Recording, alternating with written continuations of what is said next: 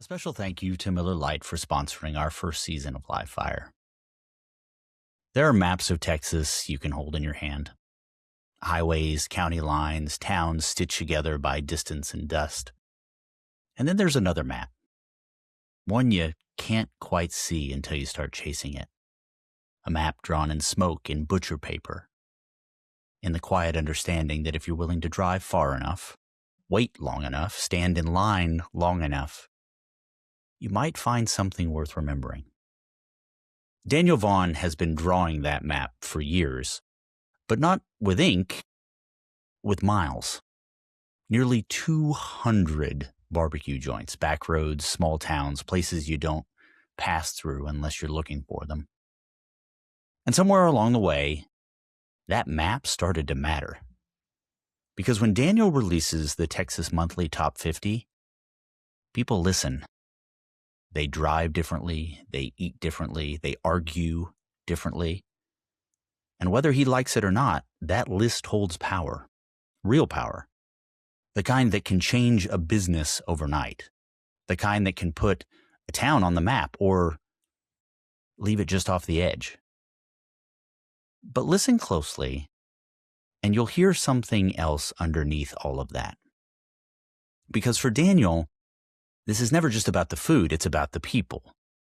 The ones who wake up before dawn, who tend fires that don't care about ego, who fight the same battle every single day with meat, with wood, with time, and come out of it with something honest, something humble. And maybe that's why he's still chasing it. Not the list, not the authority, but the story. Because the red dots on this map, the places he hasn't been yet, they're getting harder to find. And that means something. It means the work is changing. It means the search is getting quieter, more intentional, less about how many places you can hit and more about which ones are worth the stop. This season of Live Fire is about community through curiosity and the people who make things that last. And on May 9th, 2026 in Lockhart, Texas, Daniel Vaughn won't just be documenting that world. He'll be stepping into it as the host of Lockhart Rising. This is Live Fire, and this is Daniel Vaughn. Thank you for doing this, Daniel. I do appreciate it. Oh yeah, no, happy to talk with you about Live Fire. We've got talking to another journalist. I do not consider myself a journalist, so I did some research on asking really important journalistic questions. And the one thing that they really noted is we need to break the ice, ask something personal, but not too personal. So here's my question to you. You visited, as far as I can tell, upwards of 190 plus places for this list. Is that fair? Yeah, that's fair. So I guess my question is, how's your cholesterol? It's fine. I mean, Good for you, man. the prescriptions work well. Yeah, I would imagine. I have to say, looking at your workload, that would be my primary concern is your arteries. But you seem to be doing really well. You're healthy, you're fit. Good for you. Well, fit, that's a relative term. I'm definitely not fit. Um, eating fatty meats all the time just doesn't help with staying fit. But you're now it's and I do not use this as a pejorative, so forgive me if it sounds that way, but you're not a native Texan. So this is something No. that you kind of came into. Where did you come from? I'm originally from a small town in Ohio, Worcester, Ohio. Oh, I know Worcester. Yeah, Eh, okay. Okay, so most of the people in barbecue who know Worcester, Ohio, know it because they've probably gone to the Certified Angus Beef headquarters, Okay. which is there in my hometown. So when I worked at the deli at Bueller's Fresh Food Market, I served up Certified Angus Beef, roast beef out of the deli way back when I was in high school. So yeah. I've visited since and gotten to know a lot of the staff there. And how long have you been in Texas proper now? Oh man. Well, let's see, next June it will be 25 years. S- Yeah. So this might be a little bit difficult to formulate because I'm asking you to harken back a little bit, but I'm just curious. Has this job or your experience with this aspect of Texas changed the way you view Texas and Texans maybe? Yeah, absolutely. Remember distinctly when my first couple of months here. I remember sending an email to my buddy back in Ohio and saying like, man, these Texans, they love everything about Texas. Everything about Texas is better than everything else. Like, maybe I'll get it one day, but I don't get it right now. That was a couple of months in, and uh, you know, becoming a subscriber of Texas Monthly was really what opened me up to all of Texas and all these different viewpoints, and the politics and the culture and everything that comes with Texas, and the barbecue as well. Like that was really what got me into barbecue, was that 2003 top 50 barbecue list. And so when I first really started searching for barbecue, it was in the DFW area. I live in Dallas, and then just really in Central Texas, right? Like Lockhart and Austin, uh, and then once I got a book deal and started doing research for that, and then of course with Texas Monthly, like being able to travel all over the state, and I've been to every county in Texas, all 254. So. Uh, the great thing about that is you see all the variation of Texas. And when I hear people saying like, oh, that's not Texas, like, oh, Dallas, that's not Texas, or Austin isn't real Texas, or Beaumont, is that really in Texas, or El Paso, it's like, yes, that's why Texas is so great, because all of this is Texas, and it takes all of it to make up Texas. What I also have to wonder because you've built a maybe from the outside looking in, you may have a different opinion on this, but from the outside looking in, a very enviable job. I mean, you get to write about barbecue. I'm just curious, as a barbecue editor, how many other barbecue editors do you talk to on an annual basis? I have to imagine it is a small elite group of people. Well, I mean, there's Robert Moss over at Southern Living. He is their barbecue editor. He is not. It's not a full time position, but he produces a top 50 barbecue list in that covers the entire South Sure. for Right. Southern Living. And then there's J.C. Reed, Chris Reed, who lives in Houston, and he's the barbecue columnist for the Houston Chronicle. Um, and so, those are the two people that I talk to most often. Like once I earlier this year called out Southern Living and basically told them to stay out of Texas, and that they do the South a big favor if they just kept their list in the rest of the South, to maybe provide a little more shine on some of those unknown spots in the South. I haven't talked to Robert Moss much since then, but yeah, I'm sure we'll break bread soon enough. When How do you so over the decades, what has changed in what you value in great barbecue? Because I'm sure that, certainly has techniques, fire management, certainly the tools involved, and I'm thinking about the smokers and how more efficient they've become. The meats have certainly changed over that period of time. So what maybe has changed for you in the way that you value what is considered great barbecue?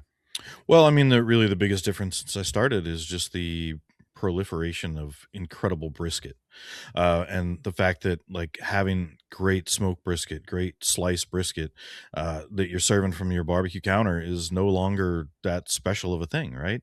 It used to be one of those things that would really set places apart. Like if you had great brisket, like you were going to be in the top 50. Um, and nowadays, like there's 100 places doing brisket on that level, and so the way I've evaluated and the way that my I guess views on barbecue have shifted is that brisket is just not of the utmost importance, right? Because it's just not as special anymore. So you've got to look at all the other proteins, and how well these places are really showing off their own identity as well. So I'd say when I started out in 2013 in that top 50 list, Pat Sharp really led that effort, because I was brand new to the magazine, really doing most of the research before I'd even officially been hired on. And so brisket was certainly the premier, right? That was the thing that having great brisket was going to be the thing that really put you over the top. And nowadays, that's really just like a prerequisite. When you well, and maybe let's stay on this path a little bit. So maybe if you could help somebody out, and what I mean by that is somebody is visiting Texas for the first time, and they want to have really good barbecue. And I'm not going to ask you to name a place, but what I would love to do is, because I think sometimes people aren't fully aware that there are different ways that you can order, and that is going to dictate maybe what slice of the brisket you get, or what particular cuts you may get. So if you could guide maybe an outsider visiting Texas on how to order a meal at a barbecue place, I think that would be helpful. So even maybe is, what is your order? Yeah, well, my order really shifts based on, what's on the menu and really the structure of the menu. And by that I mean, I really enjoy it when places offer a barbecue plate, and a combination plate, because that is an easy way to add on several meats without having to, um, you know, guess or over order on the amounts, right? So, for me, it'd be a three meat plate with two sides, and I'd get sliced brisket and pork ribs and one of the poultry items, whether it's turkey or chicken, and then get like a sausage link on the side or a sausage wrap on the side, one of the two, and probably add another side, add a dessert, and then any other specialty that they have, right? So most barbecue joints allow you to order by the pound or by the quarter pound. And so I wrote an article about really railing against a lot of these Texas style barbecue joints, especially outside of Texas, who have taken on the Texas mantle, but have done these like half pound minimums and Right. half rack minimums for. But the thing about Texas barbecue, if you want to serve up Texas barbecue like the traditional way, you are weighing up individual meats, so you can order as little or as much as you want, and that's the way it should be. So, if they're not offering plates, then quarter pound of this, quarter pound of that, or more often, I'm just going to order it by the slice or by the rib. Ask for one thick spare rib out of the middle, a slice of fatty, a slice of lean, and a half link of sausage if they'll do it. But a lot of places don't really want to sell half links, and I understand that. Where do side dishes come into your evaluation? Or is it purely just the meats? I mean, sides are certainly, you know, uh, also, here's something that we need to make clear here. Like, Okay. I write, we put together the top 50 every 4 years, but I Right. also write full time in Yep. between the 3.5 years in between. So it's Yep. like there's this like evaluation of a platter for the top 50, and then there's, trying to get the sense of a menu to write an article about a place, to tell their story. So, the sides in that, I mean, they're really important, right? To tell somebody's story about what they value and what sort of, what they're trying to uh, communicate to about their culture, about their geography, where they are in the state. So, like going down to Vargas Barbecue, down in Edinburgh, Texas, and that was the first barbecue joint where I ever had green spaghetti, and that was a lasting moment right there, a lasting memory of something that was, it hit all the marks of a mac and cheese, but green spaghetti is, I mean, it's basically you know pureed chilies, whether it's poblanos or jalapenos or both, and cilantro, some cream cheese, maybe some sour cream, and mixed up with spaghetti. And so, like I said, it hits all those comfort notes of a mac and cheese, but because it's got that creaminess, but it's got, the flavor of the cilantro. So it's got that fresh herbiness. It's also got a little bit of bite from the jalapenos or poblanos. So, um, that really told something about what was important to Vargas Barbecue, and about the valley itself. The fact that you took this dish that is usually served up at big events, whether it's a quinceanera or a wedding or what have you, and rarely seen in restaurants. But they're like, you know what, this is what we want to show off on our menu. Certainly, Barb's BBQ there in Lockhart has made it more famous. Made that green spaghetti more famous than I think Vargas has, but that was the first place I tried it at a barbecue joint. Um, but as far as like the evaluation for the top 50, the sides are more important in showing, the level of effort that you're putting into your food. If you're serving canned beans, that says a lot about the effort that you're going through. If you're serving, there was a while where I was eating all of this white cheddar mac and cheese with like cavatelli pasta. It's like Yeah. the macaroni but with an extra spiral, and all pretty much taste the same and all look the same. I mean, it was fine, uh, but then I realized there's a like a Stouffer's product or there Right. Yeah. that was this white cheddar mac and cheese that a lot of these places were buying. And so, yeah, it sort of made sense why so many of these mac and cheeses were looking the same. But, frozen fried okra is the same thing. Like if you go to Slow Bone in Dallas, Texas, and you get their fried okra that they make from fresh okra, world of difference from frozen fried okra. Frozen onion rings, like talk about a pet peeve. Sure. If I order onion rings, like, why do you bother putting onion rings on your menu? Unless you're Burger King, like, why do you put onion rings on your menu that you're pulling out of the freezer? Like, just make some batter and dip those onions. And you already have raw onions. You're a barbecue joint. Yeah. So yeah, those things are certainly, it's more the quality, the effort, um, and or lack of effort that's being put into the sides is more important than the individual sides themselves. Is there a telltale sign of, like, within seconds of walking into a place where you thought to yourself, "Oh, wow, this could be really special"? Yeah, no, there's not like one, right? Yeah. But being outside of a barbecue joint, especially if they're going to be open the next day and not smelling smoke, like there's a problem. Sure. Like Yeah. I should be smelling some smoke going into that place. So no, there's no one telltale sign because like the thing is, you go to the smokehouse, right? And you get a big, beautiful, like mill scale offset. And that says that they're probably headed in the right direction. Or you see a Southern Pride and a stainless steel rotisserie, and you're like, maybe not. But so one of the things I like to do first is really to go in and try the food before I understand the process, because uh, the food on the platter is more important than the process, right? Product over process. Um, and so it's like you could say that going in the back of the pit room and seeing a Southern Pride is a bad sign, or seeing a big 1,000-gallon offset is a great sign. But I've had really bad brisket out of a offset, and I've had really good barbecue out of a rotisserie. So, there's not any like one shortcut to determining if a place is going to be great, really, until you sit down and eat the food.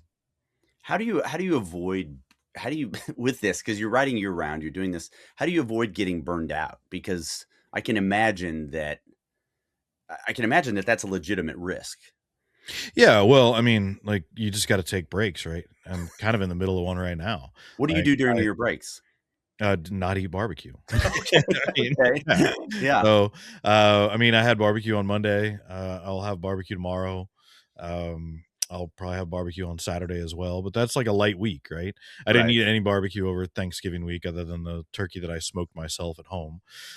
So I guess that's barbecue too. But yeah, it's really just try to take a break and get into a point where like, yeah, man, I could really use some barbecue. Like and then you're right back into it. So yeah, you get a little burnout, but so does everybody with any job, whether they love it or not, right? With the thousands of miles that you're putting on your car, what's been the most do you have a like, either the wildest or most unexpected road trip that you can remember that really sticks out? I don't know if it's a wildest road trip, but I do remember um heading west out of Corpus Christi, and I was specifically going because I wanted to drive down FM Road 666. Okay. Alright. And there was a barbecue joint, like, Sure. allegedly, like, up at one of these corners. I didn't know if it was still there or not, and At a crossroads with a man who's yes, playing the at a blues? crossroads, right? And there was no barbecue joint there, but I'm driving up FM 666. I see smoke ahead. There's obviously some sort of brush fire on the side of the road. The entire road is covered in smoke. you can't really see through it all that well. I'm driving really slow, like through the smoky haze on FM Road 666. And I was just like, man, I hope I see the other side. Like, and the other side in a good way, the other side of this fire, like, not the other side in the, in the religious undertone. But anyway, that was a strange one. But like my best memories of actual road trips are in the Panhandle. Like, oh, there's nothing like just driving down a flat, straight road with not a whole lot around you, and maybe seeing like a coyote cross the road hopefully off in the distance, and maybe some cattle or some bison off to the side of the road, and just music playing on the radio, and you just got nothing else around you. You don't have to worry about any curves coming up. Just driving that flat, straight road out in the Panhandle. Doing 70 miles an hour, knowing that there's just nothing that's going to be around anytime soon. Do you go on these alone often, or are you Most of the time? most of the time? Yeah. I mean, I'll go out sometimes with other folks, but most people don't have the stamina or the focus, or most people just think it's going to be a lot of fun to go out on like an actual work trip, and so it's not. I mean, it can be. It certainly can be, but it's not like a guarantee. So, my kids aren't as interested anymore. Like, they're 14 and 16, and so I'll take them out on a barbecue road trip every now and again, but they're not as interested as they once were on taking road trips all over Texas. This next question is. Oh, and I should add, my wife doesn't like barbecue, so. Oh, okay. Vegan? No, she's not a vegan. She's basically a chicken-tarian. Yeah, fair enough. Adding burgers and tacos, but yeah, a lot of chicken, not much barbecue. But she does love the smoked chicken from Slow Bone. That is the one barbecue joint. Thankfully, it's here in Dallas and open every day for lunch. So, if the family the rest of the family has a hankering for barbecue, she's happy to go get some Slow Bone. And this goes along with that a little bit, just the idea of you visiting places. But now we talk about you doing this, and you've been in Texas now for a quarter of a century, and this is very much a part of your life from a personal perspective. But how do you reconcile the tension, if there is tension, between journalistic detachment and the reality that what you say and what you write could change people's lives? And, be it a small restaurant that maybe hasn't necessarily been discovered yet, and what kind of responsibility is that for you? How do you value that? How do you weigh that? How does that work? Because I have to imagine that someone in your position, you certainly indubitably get recognized now. There's no way that I think that you can't, certainly in that community. So how do you reconcile the detachment side of being, a journalist, but also understanding fully that you have the power, right or wrong, to change people's lives? Yeah, well, I mean, first off, like, there isn't a lot of detachment when it comes to my everyday job, right? I want to talk to these people and get their story and understand their motivations, and get their personal story. Like, that matters to me in writing about their restaurant, and in what I do day in and day out. So, I really want to know that. And because of what is asked of me in my job, I get to know them a lot more at different barbecue events. Certainly the barbecue festival that we do in Lockhart, and other barbecue events that we do around Texas. Many times barbecue events hosted by these barbecue joint owners. So yeah, I really do get to know them. So when it comes down to the top 50 barbecue list, I've got to put all that out of my head, right? I've got to focus on the food. It's one of the reasons we have our score sheets, where we really keep track of the different meats and things like that. That's why we have a big team of people who go out across the state to gather their own scores, and something for me to compare my experiences to. So when it comes down to it, yeah, I mean, I know that I'm going to put a few assholes in the top 50, and I'm going to keep some people who I really who I really enjoy their company and really enjoy talking with and really respect. And I know that I'm going to leave them out of the top 50. So, I've just, it's got to come down to the food. And that's really, you know, I know it sounds simple, but like it's got to come down to the food. Like this weekend, I'll be headed out to Stanley's Barbecue in out in Tyler, where they also have a great live music venue. And I'm going to go see American Aquarium out there play live with the family. It's going to be a great show. Nick Pensis, who I did his podcast, he's the owner there. He's going to be there. We're going to be hanging out and having a good time. And he's not in the top 50. I left him out after 3-4 straight that they were in, because it was really just the level of barbecue across the state has really just risen. And yeah, they didn't make the cut. And the fact that he invited me out to come see the show just lets me know, that he also respects me as a journalist and, respects my opinions and understands the fact that it is an opinion, right? We don't, at Texas Monthly, we don't say that here's our top 50 and they're totally right. Like, these are the right top 50. Like, Yeah. we are as fair as we can be, but we know there's no like right answer to these things. It's just based on our experience over a 6-month period. And when that top 50 comes out, you learn who your actual friends are and who the people are who were just kissing your ass because they were hoping to make it in. So that's all also valuable information going forward too. Do you find, because you've mentioned this a couple times, and we talked a little bit about kind of the changes that have happened in barbecue since you've been doing this, and use the word evolved. Do you feel like, because I know that talking with chefs and talking with people in this industry, that most of those fake folks are not people that generally rest on their laurels. They are people that are inherently curious people for the most part, and try to improve their craft or try something new and develop. What have you noticed in terms of the need for evolution in barbecue? I mean, as an example, you mentioned somebody that was on the list for three times and then they're not on the list, and I don't want to use them maybe specifically as an example, but you said everybody else has kind of elevated their game.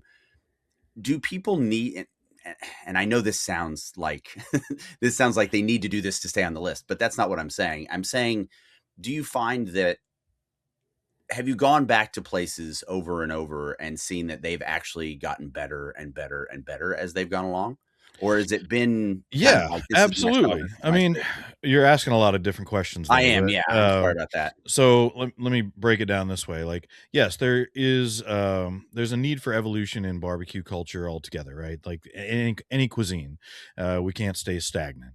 Um, certainly if you go into an Italian restaurant, like your favorite local joint that opened in the 60s or 70s, and they've got the red and white checkered tablecloths, and they're serving an iceberg salad, and the spaghetti and meatballs, with a jar of shredded Parmesan cheese there on the table. There's a nostalgia that comes with that, and it's certainly a place that all of us recognize, right? But we also know that if if you're a local food writer, if you're in a big city like Houston or Dallas or Austin or wherever it might be, puts that place ahead of a place that's making their own pasta and has a wood-fired oven from Italy doing their own wood-fired pizza, and stretching their mozzarella in the back. Like, it is a different level of cuisine, of Italian food, right? And so we've certainly got a lot of those old red sauce joints around in Texas, and I still love them and still praise them, and but oftentimes, if you're not aiming to put out a consistently great product day in and day out, every brisket, every rack of ribs, every chicken, then you are going to fall behind. um, of the new guys and girls that are coming in, because they are they have that fire, like they have that attention to detail. And oftentimes they have an unfair advantage of the fact that they're open on, Friday, Saturday, and Sunday only, instead of, 7 days a week. And so, you know yeah, but I do think there is a need for that evolution, and I think we're also seeing that evolution, not only in just the quality and the consistency, but also in the diversity in all these different cuisines that are being represented now in Texas barbecue. All these different ethnicities, whether it's Ethiopian barbecue or Vietnamese or Egyptian.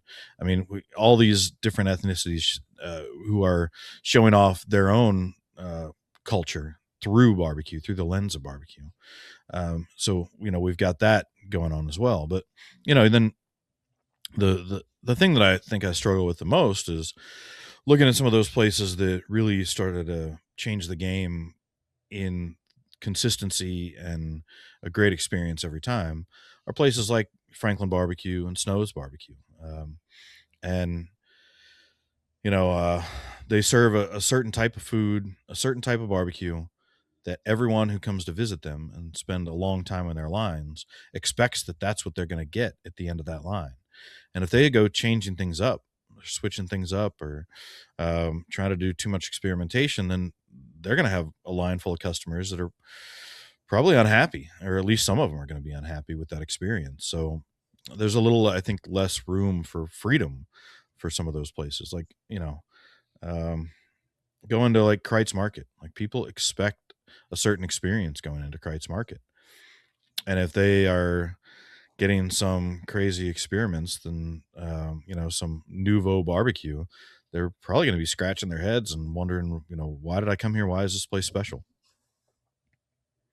So do you feel it's almost people are getting trapped by their own success in some ways? It sounds like what you're saying I is, don't think people individually. I think, well, just the brand. I oh yeah, mean, yeah. I mean, a couple of them out there, sure. But I think, uh, you know, barbecue is changing so rapidly,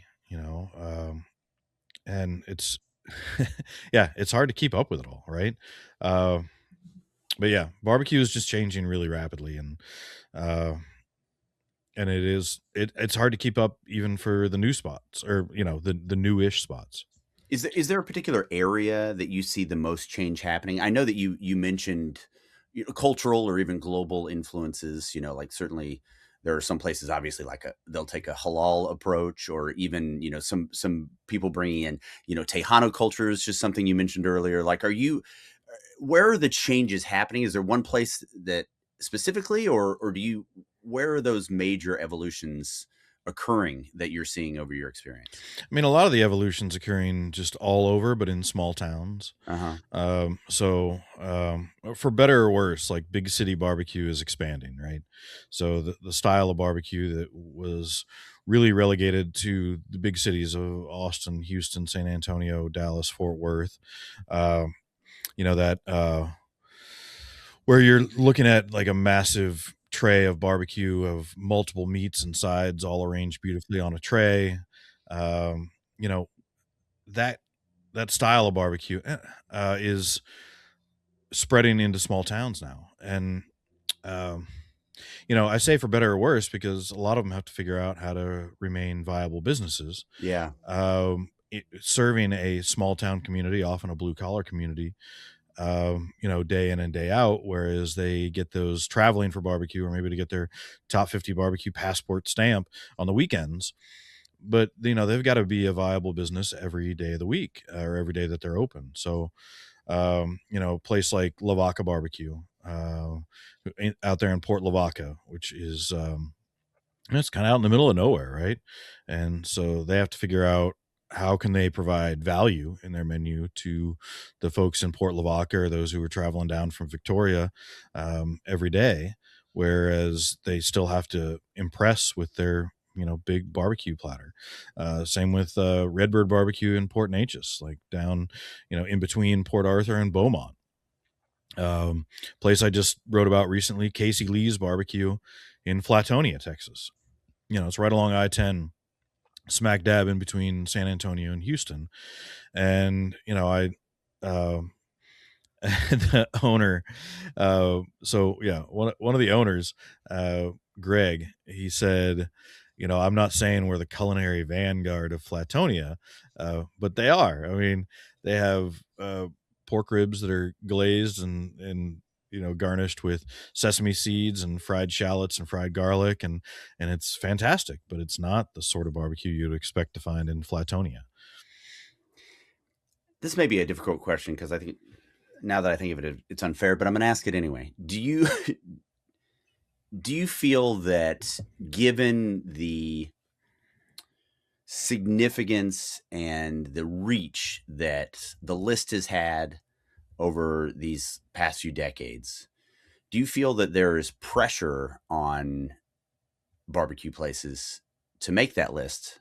And as such, do you feel that they have to maybe do things that are a little bit more global in their reach or their appeal as opposed to just serving their local community? I mean, there's pressure on the ones who want the pressure. I mean, the Sure. ones who are fighting for it, the ones who want to be in the top 50, the ones, I mean, with Michelin in the state as well, the ones who Right. want that Michelin star, like the ones who are fighting for it are going to keep fighting for it. There is, I think there's pressure on any restaurant owner who is striving for excellence. And, whether, you know, there, there's, there's a difference between putting pressure on yourself because you want excellence out of your staff and your menu. And I think there's a different thing with opening up with part of your business plan being to make the top 50. Yeah. If you're going into it with that as your only goal and part of your success for business depends on it, then you're in it for the wrong reasons. And you mentioned this a little bit earlier, and you were referring to it in the way that Texas barbecue culture has kind of spread to different folks or different places. But in your experience, if you could change one thing about barbecue culture, what would that be? If I could change one thing about barbecue culture, um, man, I don't know. Like it's like we have such great barbecue. Like we are in such a uh we are so lucky to be where we are in Texas barbecue these days with all of the incredible options that surround us everywhere. Like the idea of smoking a brisket in my backyard is like, why? Like there's it's Right. so Yeah, I get easy. it. Yeah. It's so easy to find elsewhere. So we are in such a great spot right now, and I love the way that barbecue culture is headed. If there's one thing I could change about the beef industry is the price of it all, right? Like you know, I think I just saw a stat, and I don't know if my numbers are exactly right, but it was like over the last over the last 4 years American billionaires' wealth has gone from like 4 trillion to $7 trillion in total. Yeah. And it's the corporations, it's the big companies that are making all this money. And the beef industry is right there in with them, right? I mean, they're charging what they know people are willing to pay.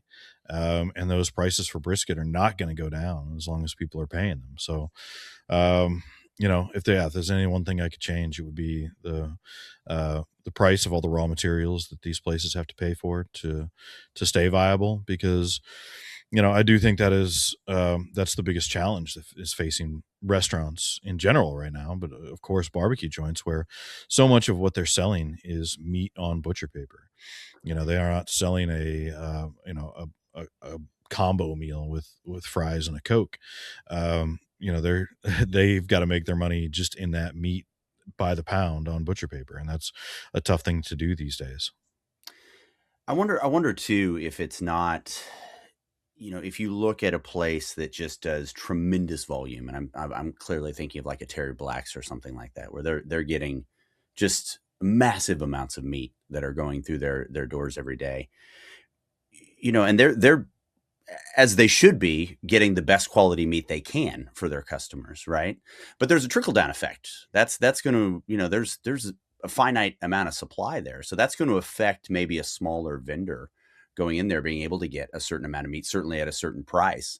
And again, I think Terry Black's is doing what they need to do for their business. I'm not putting that on them, but that there is just a knock on effect with those types of things when you're dealing with Well, volume. but I think the thing you have to, instead of calling out Terry Black's, which I agree, like that, you're doing, last time I stopped in there in Lockhart right before the festival, they had like 250 briskets on the smoker. Yeah, I mean, and Uh, again, I'm not but, blaming but, anybody but for hold that. on, like, but our own success has been our detriment, like the success of Texas barbecue Right, and the dominance of Texas barbecue, and the fact that just about every barbecue joint around the country that opens up these days is going to be serving either Texas style barbecue, or they're certainly going to have brisket on the menu. right. And so you take 1,000 more restaurants that are serving brisket, this cut that used to be just, certainly a throw off cut, but that it's been a long time since it's been a throwaway cut. But even when it was a prized cut, it was pretty much limited to Texas and Texas barbecue joints. And now there's, there is a hunger for it all over the country. And that, I think that demand on this singular cut of a beef brisket is, part of that problem. Do you And so, I just talked about Casey Lee's, like they just took brisket off the menu, and they're like, you know what? We got Heart Brand beef right down the street from us, and they are selling us tri-tips at $12 a pound. And that might sound high when you compare it to the price of brisket, but when you realize there's like a 90% yield on a tri-tip that they're smoking to until it's about medium inside, then you realize that that's actually a pretty good deal. And until Texas barbecue starts expanding the options of different beef cuts, I think we are going to be sort of stuck in this rut of depending on, you know, your profitability depending on the raw price of this single cut of beef brisket. well, and this all this leads me to my question about do you feel that we're in a bit of a golden age of Texas barbecue, and as such, with some of the things that you mentioned, like that we both just talked about, whether it's supply issues or even just the demand of being in a smaller community, do you see that there's a bubble here, or do you feel like this is sustainable?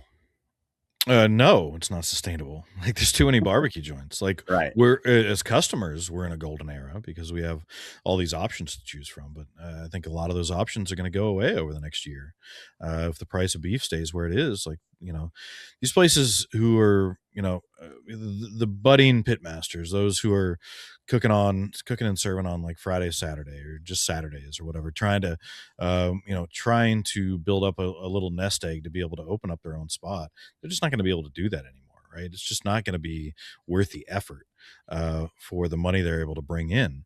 Like the amount that places would have to charge for brisket now to make it truly a profitable item is just astronomical. So, I think that's what we're going to see, and a lot of places that are established businesses are going to be closing up shop too, just because like they see the amount of money that's rolling in or not rolling in, and realize like if I have the option to retire, or if the second generation, third generation looks on, like, is this a business that I want to take over? Like, is this something that I want to continue doing?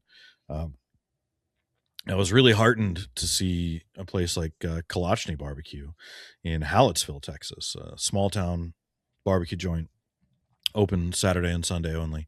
An older couple had run it, the Kalachnys, for many, many years. And I stopped in a couple of months ago, and the son had taken over, and his wife.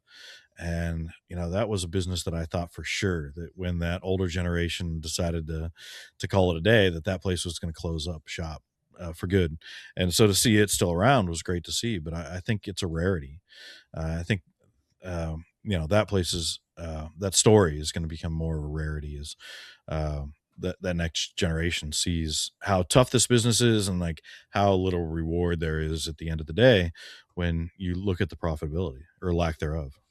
And if you had to guess today, given the current trajectory, what do you see Texas barbecue looking like in the next 4 to 5 years? Pork. I Yeah. mean, just anything else. Pork, lamb, chicken. whatever else you can serve other than just beef brisket.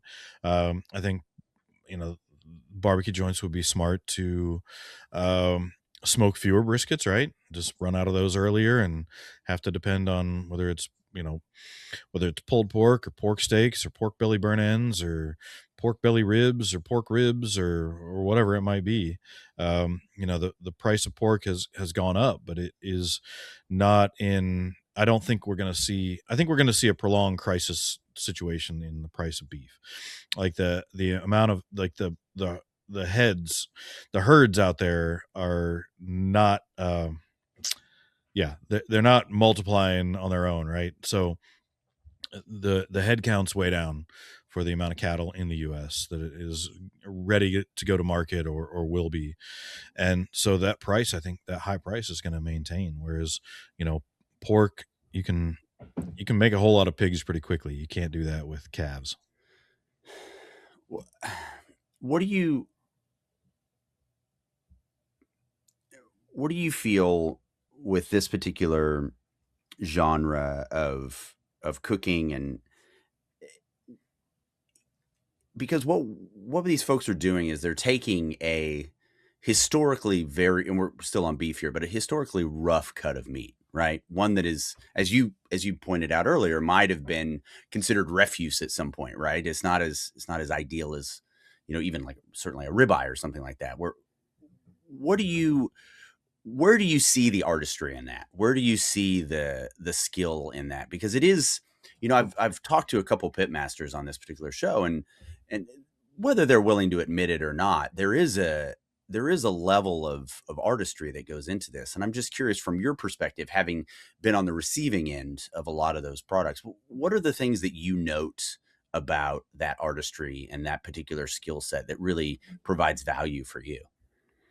Yeah, I mean, I think that's one of the reasons that barbecue is so revered as like the distinctive American cuisine, is that you have if you've tried to cook barbecue on your own, then you know it. If you've tried to take a pork butt or a rack of ribs or a brisket or a shoulder clod, if you've tried to smoke that on your own, you understand how tough that is. To turn that really naturally tough piece of beef into something that's not only like edible and sliceable, but like delicious, succulent, like perfect, juicy, tender. Um, to be able to do that with any of these things that used to be like an offcut, right? They're called spare ribs for a reason. You know, I think you do appreciate barbecue a lot more because of that. I think the reason that barbecue joints will always remain a viable business is because it takes too damn long to do it on your own. When you can go down the street to your local barbecue joint. Um, I think uh, yeah, there is some magic in that transformation, right? Uh, Pretty much anybody who likes to cook has probably grilled a steak. Well, they're so expensive because you don't really need to do a whole lot to it to make it great, right? You got to throw it on the grill, get some fire on it, cook it to medium rare, and as long as you got enough salt on it, slice it up, it's going to be great. Like it's already done all the work for you, right? The cow, the rancher, the feedlot has done all the work for you. You already got yourself a juicy, tender piece of meat. But the transformation that has to happen from collagen, these tough connective tissues in a brisket or a pork butt or what have you, to slowly melt that and turn it into melted fat and gelatin, um, and to break those connective bonds so that you can have this shreddably tender piece of meat, whether or perfectly sliceable piece of meat that is provides no resistance when you're trying to chew on it. Like there is some magic in that, right? There is, um, if you've been around barbecue a lot, you sort of take for granted like that you have these big hunks of metal, this 1,000-gallon propane Yeah, tank. yeah. It's got a fireplace on one end of it, and it's got a big chimney on the other end of it, and you like stick meat in between it, and like somehow that is considered like standard kitchen equipment, Right. and Yeah. a piece of meat just it sits there for 12 hours 14 hours, and then you take it out and you slice it up and serve it like to any other sort of restaurant structure or any or other type of food. It just doesn't make any sense, right? But we take it for granted if we love barbecue and we eat it all the time and we see how it's done. So, uh, being able to take some folks around and show them, I had a friend who was traveling around the world working for an F1 team, and he's originally from Argentina, and he but lives in Spain now. And he had eaten great barbecue. We met at a barbecue festival in Ireland, and he was in Austin for the F1 race, and he had an extra week, and so I took him around. We ate in Lockhart. We went into Smitty's, went into Kreitz. We went down to City Market in Luling, went back in that pit room where you got to order from the pit room. All these places are those meat market style barbecue joints where you order from the pit room. And seeing that through his eyes, like, wow, like this is a kitchen, and also like this is where you order, and he's gonna cut meat for me back on that block, like as much as I want or as little as I want, and like we're gonna go eat this with our hands on this picnic table. Like it seeing it through someone else's eyes who's unfamiliar with it reminds you of just how special it is. Is there anybody, because given the scope and the time that you've been doing this, is there anybody that's no longer doing it? Either they've retired or passed on or whatever it may be, that you like really miss their cooking? um yeah, I mean, I really miss Max Barbecue here in Dallas. Like that was one of my go-to spots when I just wanted a sloppy chopped beef sandwich, like that I didn't have to think about, I didn't have to evaluate. And that's been closed for a few years now. I drive past it pretty often. Um it's like a Mexican steakhouse now. um Prowsey Meat Market, I didn't eat there all that often because LaGrange, Texas is not that easy to get to. But for what it represented of a true meat market style barbecue joint, where the meat market was the front door, like that's where you walked in. And if you wanted barbecue, you went around back and you went through the side door and ordered in the pit room. And that reminder of where Texas barbecue came from and what the primary business was, which was raw meat, and what the secondary business was, which was barbecue. Uh, not having that place around is that reminder, that most obvious reminder of where Texas barbecue came from, being gone. Yeah, so those are certainly a couple of the places that I really miss. We talked a little bit about how you feel barbecue has changed over the time that you've been doing this. Have you had a chance to sit down and maybe reflect on how you're different as a result of this process, as a result of doing this, how you might have changed? Oh, well, every time I have to get a double XL t-shirt Sure. instead of an XL. Um, yeah, I mean, I've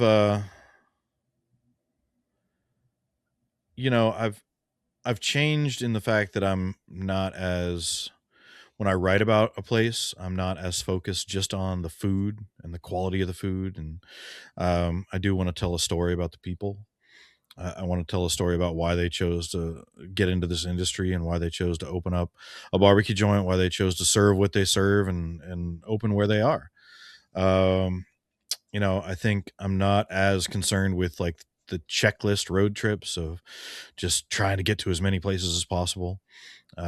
Maybe a little more careful about trying to plot out places that I think have a real potential for good story and good food. Um, I have a big Google map with uh, green dots of places that I've been to and red dots of places that I need to go to. And I will say, like, the red dots are diminishing. Like I'm not saying that we're running out of Texas barbecue joints for me to visit, but it's a lot harder to find places that I haven't been to, especially out in small towns. It's harder to find places that I haven't been to than those that I have been to. So, uh, yeah. What else has changed? Um, Maybe a little more unsweet tea than sweet tea. Yeah, fair enough. Fair Yeah. enough.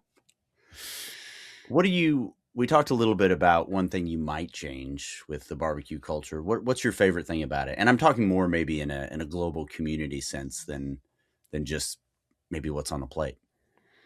Yeah, well, I think in general, like the thing that you're going to find at most every barbecue joint and most every great pitmaster is humility.